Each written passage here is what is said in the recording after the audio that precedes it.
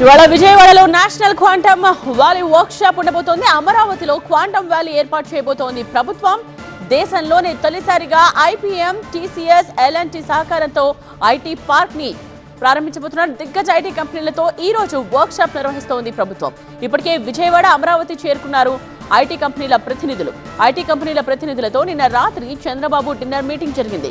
Undavalli camp కార్యాలయంలో ఆతిథ్యం ఇచ్చిన సీఎం చంద్రబాబు నిన్న రాత్రి జరిగిన డిన్నర్ మీటింగ్ లో TCS president and global head V Rajanna, Microsoft India MD Rajeev Kumar, LNT company vice president Sridhar Siddhu, Warner Brothers India innovation centre head Manish Varma, Hyderabad America consulate general Jennifer Lawrence, national quantum mission director JBV Reddy, IBM India vice president Scott Crowder, AstraZeneca MD Praveen Rao, Reddy labs ప్రతినిధులు, Bharat Biotique వ్యవస్థాపకురాలు Suchitra ఎల్లా, కేంద్ర IT శాఖ ఉన్నతాధికారులు పాల్గొన్నారు.